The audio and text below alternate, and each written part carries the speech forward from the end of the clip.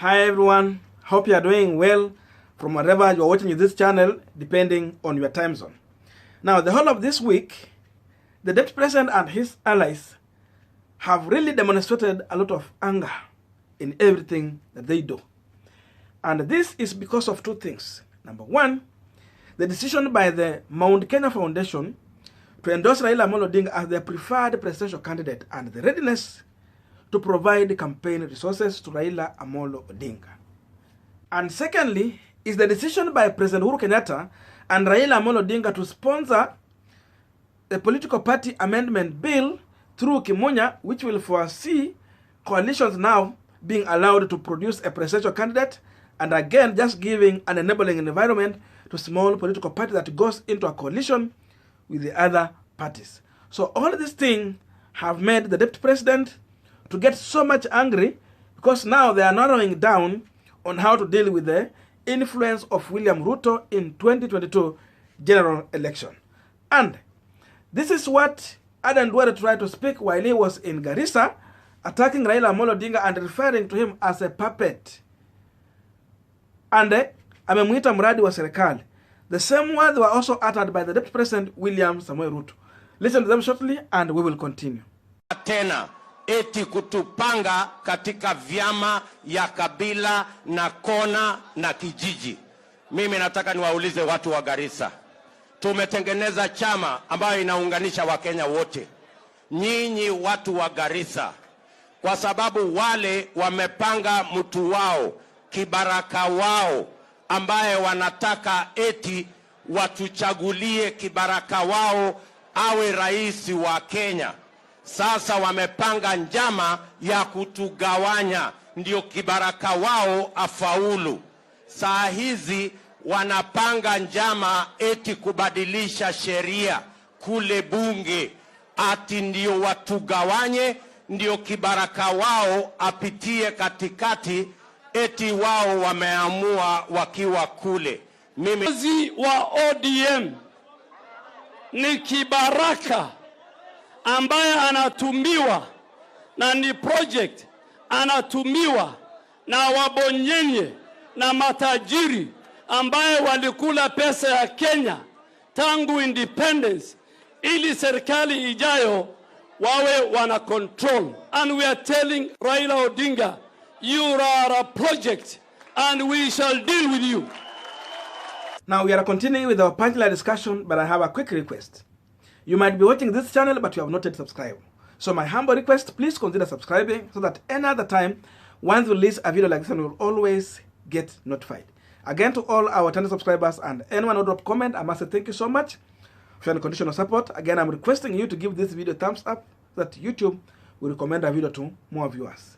Back to our discussion. Now, the first question I ask myself here is, where was the Deputy President in 2013 and who was providing him with finance resources for the campaign? Where was the Mount Kenya Foundation in 2013? The truth of the matter is that President Uhuru Kenyatta and his deputy William Samoei Ruto were endorsed and provided campaign funds by Mount Kenya Foundation.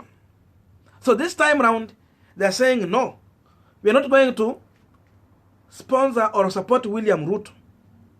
We are now this time around deciding to work with Raila Amolo Odinga. So the question I ask myself, if Ruto want to refer to Raila Amolo Odinga as a puppet or a government project, then is it, or is he confirming to us that in 2013, William Ruto and Uhuru were government project? Were they Mount Kenya Foundation project? Were they Billionaire's project? Because that is what he's trying to insinuate here, that Raila is the Billionaire's project. But he easily forgets that in 2013, these people were supporting him. So if that is the truth, then Ruto is confirming to us that he was a project in 2013, and even 2017, he has been a project. So what is his problem if another person is taken as a project? Because he has enjoyed those privileges, and he has been a project for almost 10 years. And secondly, there is huge difference between Ruto in 2013, 2017, compared to Raila in 2013 and 2017. In as much Ruto and President Uhuru Kenyatta were Mount Kenya project, or billionaire project, or government project, however you want to pronounce, you want to refer them to. The truth of the matter is that these two were not even having enough number to win election, which to some extent the deep state had to work on numbers to make sure that they are winning the election. But Raila Odinga definitely, he has been winning, has demonstrated that he can win election. He has won, and in my own thinking, I believe that the Mount Kenya Foundation, or if really we have deep state, decision to support Raila Odinga is because they have seen that he is capable and he is able to win the election. So this time around, in my own view, I think it is the government which is the project of Raila Odinga, and not Raila being the project of the government. Because Raila has demonstrated that he can win, he has won, and yes, through the court we understood in 2017. Up to now, servers were not opened. So Ruto has been a project because nearly they never win election, but they were just made president through those people who are accounting our votes. But Raila can win election without even necessarily going into the rigging process. So Ruto has panicked because for him, he knew that these people are going to support him because he has been part of the system.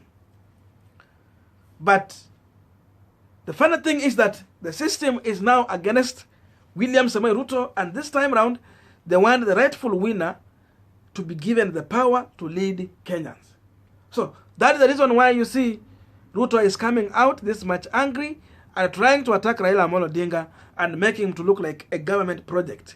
No one is going to buy into this because Kenyans knows, they believe, there's a perception that Raila has been robbed severally. So because of that reason, there's no way anyone is going to buy into the issue that Raila is a government project. So this will backfire on William Ruto. He should look for something else to use to decampaign Raila Odinga. But the tag of government project, it might not work. Look at Aden Duale. Look at Aden Duale. The other day, he was threatening that in case the political party amendment bill is going to pass, he will go all the way to the Supreme Court to seek for interpretation. But what Duale is forgetting is that he has been the majority leader in 2013. And throughout that first government, that is the time we had the most draconian laws that were passed when Duale was the majority leader. The most oppressing bills were passed in the National Assembly, and Duale was leading that. So my question is, between Raila Odinga and Duale, who has been the government project? Of course it is Duale, because everything that Kenyans have gone through, even increasement on taxes, Duale has been there as the majority leader in the National Assembly, foreseeing every process, and after that, he's the one who has been carrying papers to President Uhuru Kenyatta to go and sign. So, in my view, Duale has demonstrated that he is, or he can be a puppet, and he can be a government project, and yes, he has performed as a government project. But my question is, why is he crying when now the government has decided to use another person? And number three, before Ruto referred to Raila Odinga as Billionaire's project, he should remember that David Murathe came out openly to claim that Ruto was paid to support President Uhuru Kenyatta. And again, he was promised to get half of the government. We saw him getting half of the government. We don't know, or we did not see when he was getting the money. But that claim is there. And Ruto has never come out to deny what Murathe said in the public. So the truth of the matter is that if we have people who have been made a billionaire project, then it is William Ruto. He betrayed Raila Odinga in 2013 to join this group is referring to as billionaires under the deep state and the government project. If he did not do that, there's no way, even if the deep state were going to steal election, how Uhuru could have become the president. But because he accepted to take money from the people he's referring to as billionaires. That's why Uhuru became president. And in that way, he is demonstrating to us clear that he is the billionaires project, because he got money from these people to support Uhuru Kenyatta. Raila is not getting money here to support anyone. Otherwise, these people are just here to help him raise and finance his campaign. And even beside this, Raila has demonstrated that he can raise resources and finance his campaign. Remember 2013, 2017, he has been there, and even 2007, he has been there and has been able to raise resources where the government has not been helping him. So he has demonstrated that he can manage it on his own. So in that way, if Raila is billionaire's project, then Raila himself is just a billionaire who can manage his own campaign, as simple as that. So all of this issue is because Ruto has realized that he is failing and he's set to lose 2022 election. That's why maybe he's preparing ground to try and reject election and force maybe a coalition government ya nusu mkate. I don't think if it will work for him, because he's a one man who has rejected to go into a coalition with any political party. For him, it is UDA, and if you're not in UDA, wewe umeenda kando na barabara yake na atapita na wewe. Thank you so much for listening to me up to this far. May good God bless you. See you in our next video, but please remember to drop your comment.